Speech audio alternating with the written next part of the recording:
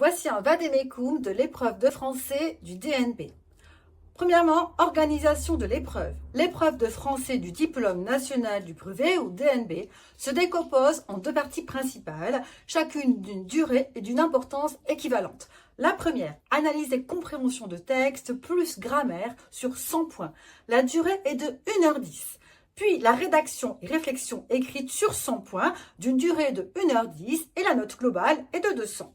Pour ce qui est de la première partie, analyse et compréhension de texte.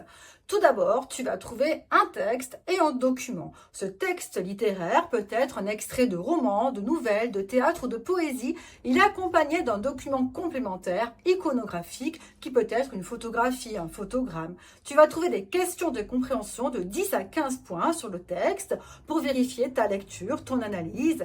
L'analyse et l'interprétation comptent de 10 à 15 points. Tu vas trouver des questions plus approfondies sur le sens, les thèmes, les outils d'écriture.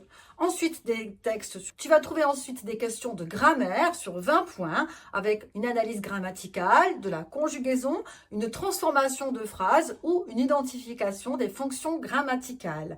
Tu vas trouver également des exercices d'orthographe pour identifier et corriger les fautes dans un passage ou une phrase. La réécriture est sur 10 points. Il s'agit de transformer un extrait du texte en changeant le temps, la personne, passer de la voix active à la voix passive.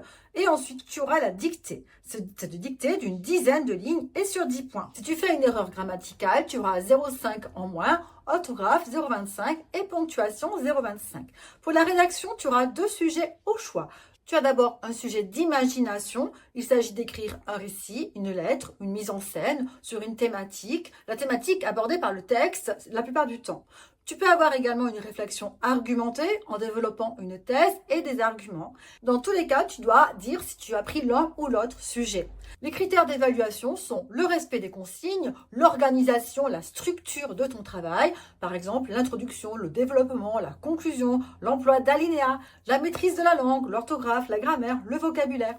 Voici quelques conseils pour réussir l'analyse et la compréhension de texte. Lis d'abord attentivement le texte en entier avant de répondre. Identifie les idées principales, repère les mots-clés dans les questions, relis-les plusieurs fois. Soigne ta présentation, réponds avec des phrases complètes, justifie avec des citations, appuie-toi sur le texte pour répondre. À chaque fois que tu feras une citation, tu dois donner la ligne à laquelle tu as trouvé ta réponse. Pour ce qui est de la grammaire et de la réécriture, revois les bases des conjugaisons, les accords sujet-verbe, le participe passé, les fonctions grammaticales. Lis plusieurs fois les consignes de la réécriture pour ne rien oublier. Pour ce qui est de la dictée, entraîne-toi régulièrement sur des textes variés, apprends les règles d'orthographe et de ponctuation. Pour la rédaction, planifie avant d'écrire. Note les grandes idées. Sur ton brouillon, tu dois faire ton grand 1, ton grand 2, ton grand 3. N'oublie pas de faire des alinéas à chaque fois que tu changes de partie. Privilégie des phrases simples et bien construites. Relis-toi pour corriger tes fautes.